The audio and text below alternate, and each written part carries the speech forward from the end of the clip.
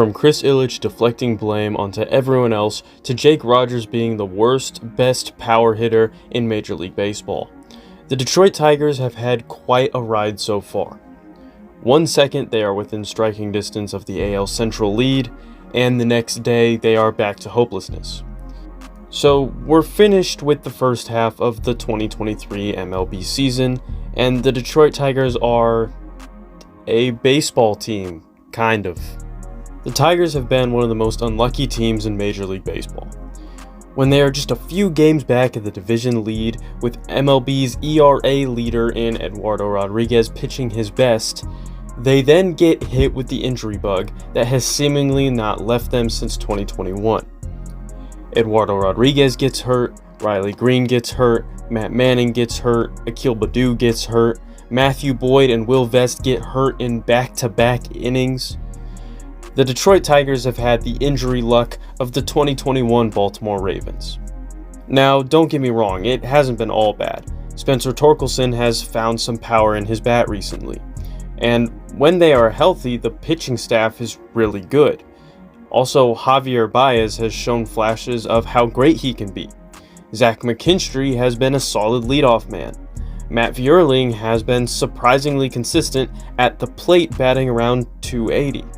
Kerry Carpenter has emerged as a power bat, and Jake Rogers would be a really good bat in the lineup if he could add 50 points to his batting average. Guys like Colt Keith and Justin Henry Malloy have also played great in Toledo. So this season hasn't been a total bust, and there have been some really fun moments, like Spencer Torkelson's walk-off against Atlanta, or the Tigers hitting for the home run cycle against Colorado, or Eric Haas walking off the White Sox. But there has been a lot of painful moments too. The Tigers still struggle to drive in runs and consistently have power. There have been countless times the bases have been loaded with 2 outs, and the Tigers don't drive in a single one of those base runners. The main problem is how inconsistent they are. One game the Tigers look really good, the bats are hot, the pitching is good, and the Tigers win a well-played game. But then the next day they lose 12-3 against the Oakland A's. Or, for example, one game they lose 12-2 against the Blue Jays, then the next game the Tigers throw the 20th combined no-hitter in Major League history. If the Tigers could just be overall more consistent, they would be a really good baseball team. But they aren't. And Scott Harris has tried. Guys like Zach McKinstry, Matt Vierling, Nick Maton, Andy Ibanez, Michael Lorenzen, and Justin Henry Malloy have all been pretty good acquisitions by Scott Harris. These acquisitions, with the exception of Justin Henry Malloy, have all contributed to the Tigers pretty well. Lorenzen is an all-star and has performed well.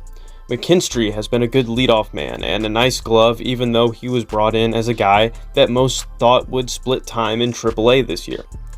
Vierling and Maton have had their moments, both good and bad, but both of them have become very well liked in Detroit. Ibanez has probably been the most surprising of them all.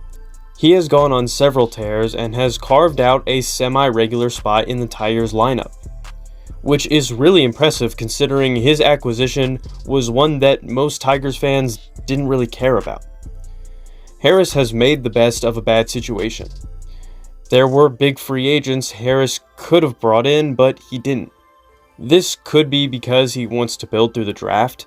Harris is known for his ability to develop players really well, or it's because Chris Ilitch gave him a shoestring budget. Which leads me to my next talking point.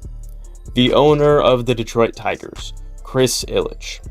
I know a lot of people want him to sell the team, and I know that I have also had moments where I really don't like Chris Ilitch. He will randomly be unwilling to splurge money on a player. He has consistently deflected blame and said that the rebuild is over multiple times. But if you look past all that for a second, you can see a guy who does care about the Tigers. Chris clearly wants to build a winning franchise. That is why he is always saying that the rebuild is over. The problem is he doesn't know how to build a winning franchise. First off, Chris doesn't know how and when to spend big. He shelled out a bunch of money for Javier Baez and Eduardo Rodriguez, but Outside of that, he has not opened up his wallet for anything. The Tigers have a below league average payroll at $124 million. I know they're still paying Miguel Cabrera $32 million, but what is Ilitch going to do when Riley Green and Spencer Torkelson get paid if they continue to develop well? And guys like Colt Keith and Justin Henry Malloy, or any of our other prospects pan out and turn into stars? Will Ilitch be willing to spend the money to keep them? Most contending teams have a payroll upwards of $200 million. With the Tigers still well under that, I once again say, will Chris Ilitch spend the money necessary to win a championship?